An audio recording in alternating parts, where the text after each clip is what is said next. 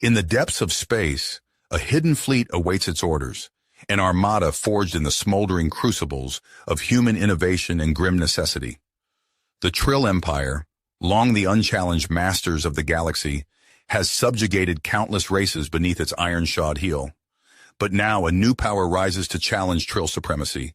Humanity, a young race whose fierce independence and rapid advancement have drawn the wary eyes of Empress Nox and her ruthless lieutenants. Unbeknownst to the Trill, Earth's leaders have long suspected that war is inevitable. In secret shipyards on the fringes of human space, the Black Fleet takes shape, a potent armada of stealth ships designed to counter Trill technology and strike at the heart of the Empire itself. At its helm stands Admiral Ethan Adams, a brilliant strategist charged with the fleet's development and deployment. But as shadows of civil war gather over the Trill worlds, a new threat emerges. General Zant, a rogue Trill commander, plots in secret to overthrow Empress Nox and seize control of the Empire. His goal, the total extermination of humanity, a race he sees as the gravest threat to Trill power. As Zant's strength grows and Nox's grip on the throne weakens, unlikely alliances form, and a desperate battle for survival begins. In the heart of the Trill capital, a human spy known only as Ghost uncovers proof of Zant's genocidal ambitions. To warn Earth in time, Ghost must outwit Kaz, Zant's cunning enforcer, and escape a world where exposure means certain death. And on the frontiers of human space, Admiral Adams faces an impossible choice: deploy the untested Black Fleet and risk all-out war, or wait in the shadows as humanity's foes sharpen their blades. The board is set, the pieces are in motion, and in the depths of space, the Black Fleet stands ready, humanity's last and greatest hope against the coming storm. The Trill believe themselves the galaxy's undisputed masters, but they will soon learn the folly of underestimating the underdogs of Earth. For this is the hour of humanity's ascension, and the galaxy will tremble before it is done. In the heart of the Trill capital, Ghost crept through the shadows, his heart pounding as he approached the heavily guarded compound where General Zant's inner circle was meeting. The human spy had spent months cultivating contacts and gathering scraps of intel, all leading to this moment. If he could just get close enough to hear their plans. Ghost scaled the compound's wall, his genetically enhanced muscles straining as he hauled himself up and over. He dropped silently onto the manicured lawn, then darted from cover to cover, making his way towards the main building. As he neared a window, voices drifted out into the night. "Where the Empress is weak," Zant was saying, his voice dripping with contempt. "She lacks the vision to do what must be done. But we, my brothers, we will not falter. We will scour the human vermin from the galaxy and secure Trill supremacy for 1,000 generations." Murmurs of assent rose from the gathered officials. Ghost edged closer, straining to hear more. Zant was outlining his plan: a coordinated strike on human worlds, a new bioweapon that would target human physiology, secret shipyards churning out warships. It was worse than Ghost had feared. He had to warn Earth. Had to. A hand clamped down on Ghost's shoulder, wrenching him backwards. He twisted, lashing out, but his assailant was too strong. Ghost found himself staring into the cruel, smiling face of Kaz, Zant's enforcer. "Well, well," Kaz purred, a little lost worm, wriggling where it doesn't belong. His grip tightened, threatening to crush Ghost's collarbone. "Let's see what secrets spill out when I slice you open." Ghost moved, a blur of desperate speed. He kicked out, catching Kaz's knee, felt the joint pop. Kaz howled but didn't let go, his other hand scrabbling for Ghost's throat. They crashed through the window in a spray of shattered glass, landing in a tangled heap on the floor. Zant and his conspirators shot to their feet, shouting in alarm. Ghost wrenched free of Kaz's grasp, rolled, came up running. Blaster bolts sizzled past him as he sprinted for the exit. A searing pain lanced through his side. He stumbled, blood blooming across his dark suit, but he pushed on. If he could just reach the street, lose himself in the crowds. Behind him, Kaz roared orders, his voice promising a slow, ugly death. Ghost ran on through the pain, his only thought to survive, to bring his terrible knowledge home. Earth had to be warned. The war was coming, and it would be a fight for the very survival of the human race.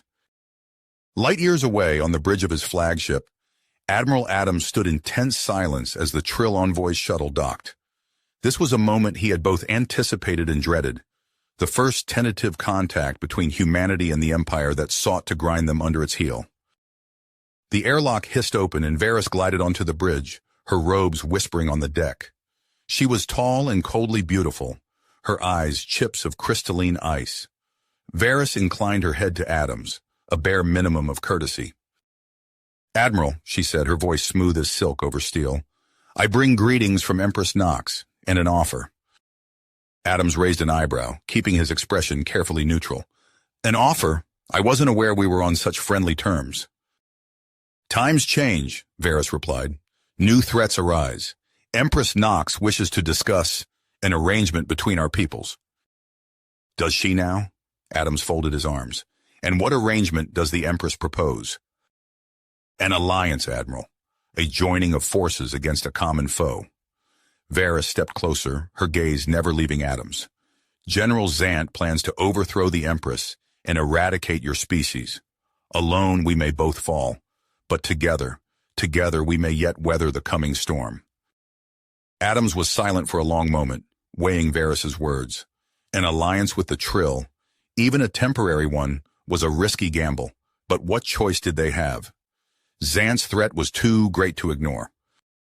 Finally, Adams nodded. "I will need to consult with my government, but I believe we may have much to discuss." Varys smiled thinly. "I thought you might say that, Admiral. Let us talk then, and may both our peoples see the dawn."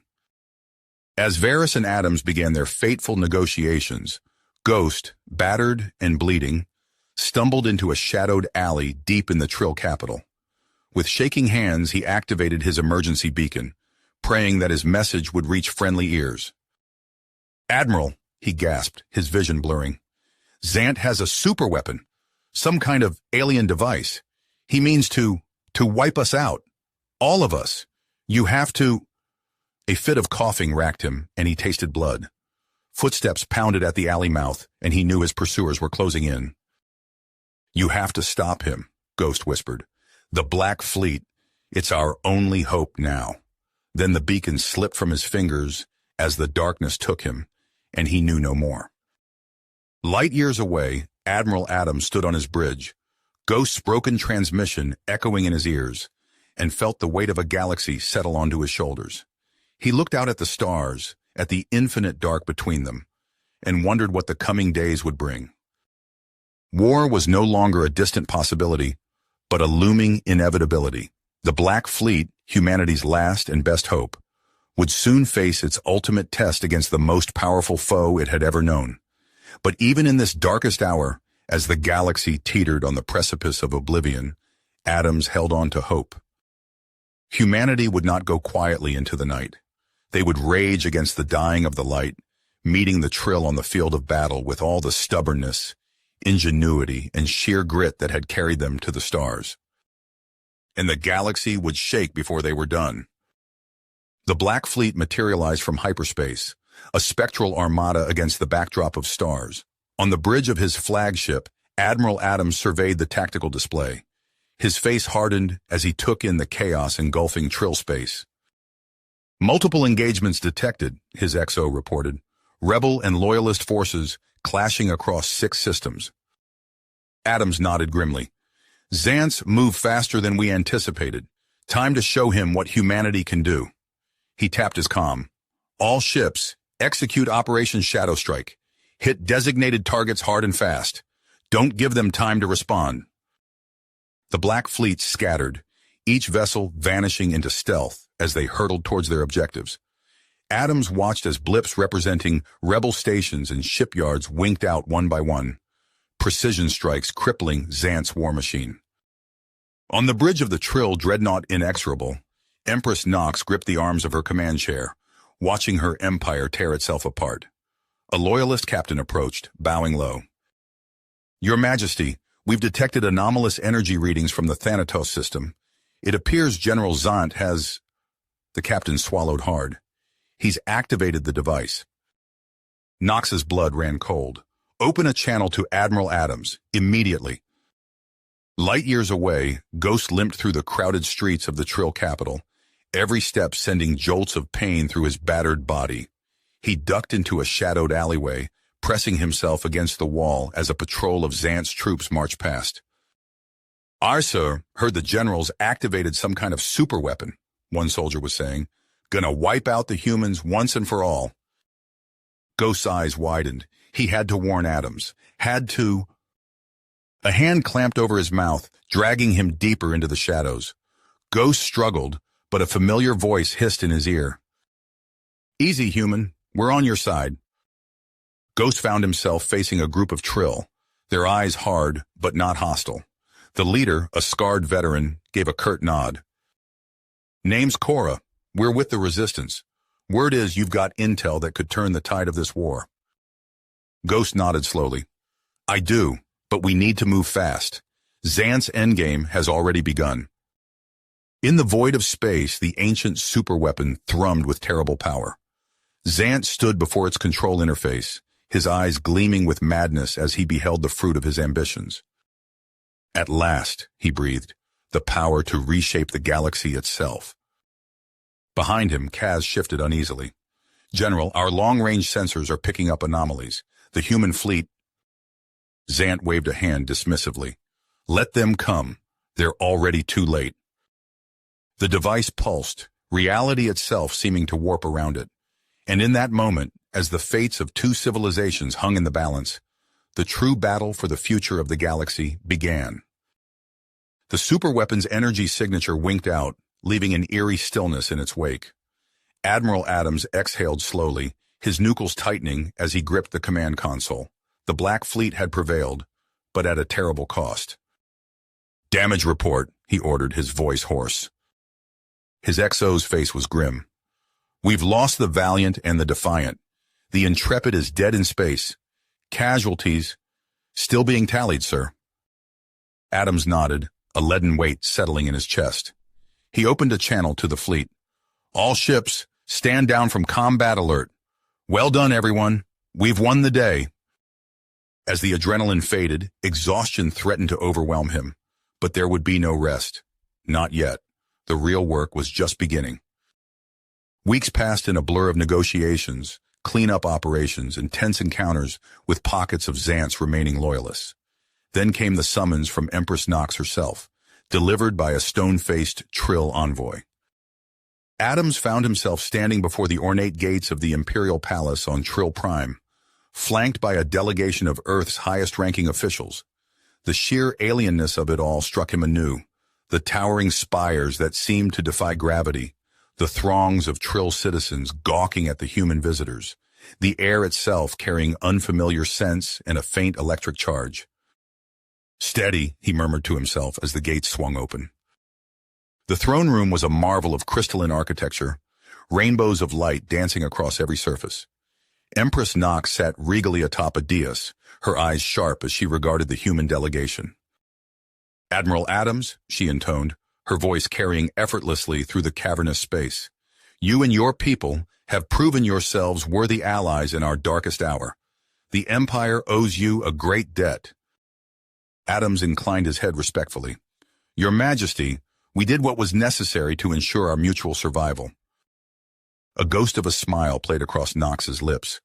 "Indeed, and now we must forge a new path forward, together." What followed was unprecedented in the long history of the Trill Empire. Nox's declaration of a restructured galactic council, with humanity granted equal representation, sent shockwaves through the assembled dignitaries. Murmurs of protest rose from the Trill nobles, but Nox silenced them with a sharp glance. As the implications sank in, Adams felt a mixture of pride and trepidation.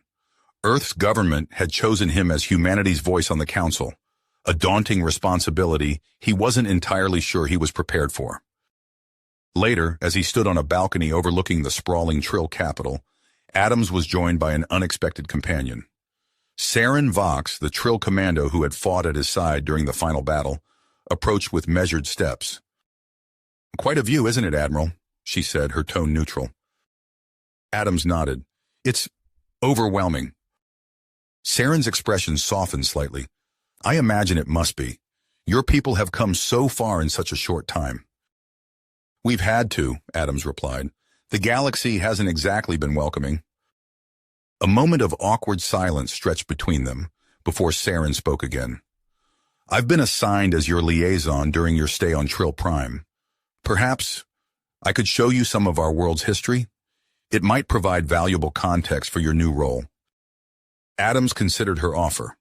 This Trill warrior had proven herself a formidable ally, and he sensed an opportunity to build bridges beyond the political realm. I'd like that, he said finally. Thank you. As they made plans for the coming days, neither was aware of the storm clouds gathering on the horizon. In the shadowy corners of the Empire, discontent was brewing. On a distant world, Kaz emerged from hiding, his eyes burning with a cold fury as he began to gather those who shared his vision of Trill supremacy. The fragile peace that Adams and his allies had fought so hard to achieve was already being tested. The real struggle for the galaxy's future was only just beginning. The fragile peace shattered like glass as Admiral Adams received the intelligence report. His face hardened, jaw clenching as he absorbed the implications. Xant's loyalists had located an ancient Trill doomsday weapon, a relic of unimaginable destructive power. Adams paced the bridge of his flagship, mind-racing. The Galactic Council would debate, argue, waste precious time while the rebels inched closer to activating their prize. He couldn't let that happen. XO, he barked. Prep the fleet for immediate deployment. Full combat readiness. His second-in-command hesitated. Sir, without council approval. To hell with approval, Adams growled. If we wait, there won't be a council left to appease. As the Black Fleet surged into action, striking at rebel strongholds across multiple systems, the political backlash was swift and merciless. Councillor Taval's voice boomed through the council chambers, face contorted with rage on the consoles. This human warmonger has overstepped his bounds for the last time, Taval thundered. Adams seeks to destabilize our empire, to rule through brute force. The council erupted into chaos, accusations flying. Adams stood before them, unflinching as he defended his actions. With all due respect, he said, voice steady, I made the only choice I could to safeguard both our peoples. But even as he spoke, doubt gnawed at him. Had he gone too far? Had he jeopardized everything they'd fought for? A priority message flashed on his comm unit. Adams' eyes widened as he read the impossible words. Ghost was alive. Within hours, a strike team led by Saren Vox deployed to a desolate fringe world. They fought their way through waves of fanatical rebels, inching closer to the heart of the enemy stronghold. Saren's team breached the final defenses, only to walk into an ambush. She found herself face-to-face with Kaz, the rebel leader's eyes gleaming with triumph. Watch, Trill traitor, Kaz sneered, forcing Saren to her knees before a massive control array. Watch as I wipe the stain of humanity from our galaxy. The air crackled with building energy as the superweapon hummed to life. Saren struggled against her bonds, despair threatening to overwhelm her. A shadow detached itself from the darkness. Ghost, moving with fluid grace, incapacitated the guards and freed Saren in one swift motion. Sorry I'm late, he quipped, tossing her a weapon. What followed was a brutal, desperate battle. Saren and Kaz clashed in a lethal dance as Ghost worked to sabotage the weapon's systems. The air grew thick with ozone, the floor trembling beneath their feet as the device's power built to cataclysmic levels. With a final vicious thrust, Saren's blade found Kaz's heart. As he crumpled, she staggered to the control panel, fingers flying over unfamiliar alien tech. It's done, she gasped, even as warning klaxons began to blare. But we can't stop the meltdown. Above, the Black Fleet engaged the massed rebel armada. Adams's ships tore through enemy lines with surgical precision, but time was running out. As the superweapon's energy signature spiked off the charts, Adams made his choice. All ships, he transmitted, his voice heavy with the weight of command. Prepare to overload your drives. We're going in. The Black Fleet plunged into the maelstrom of energy, a wall of human commitment against the tide of annihilation. On the planet's surface, Saren and Ghost watched in stunned silence as the sky erupted in blinding light. The shockwave of the contained explosion knocked them off their feet, and when they rose, they knew the terrible price that had been paid for their victory. Days later, Adam stood before the reformed Galactic Council. The accusations had faded, replaced by a somber recognition of the sacrifices made. But as the counselors spoke of honors and accolades, Adams felt only a deep, bone-weary exhaustion. "I appreciate the offer," he said quietly, "but I must decline a seat on the council. My time in the spotlight is done." As he turned to leave, Ghost fell into step beside him. "What now, Admiral?" Adams gazed out at the stars, his expression unreadable. "Now, we rebuild, we remember, and we make damn sure their sacrifice wasn't in vain." You have reached the end of the story.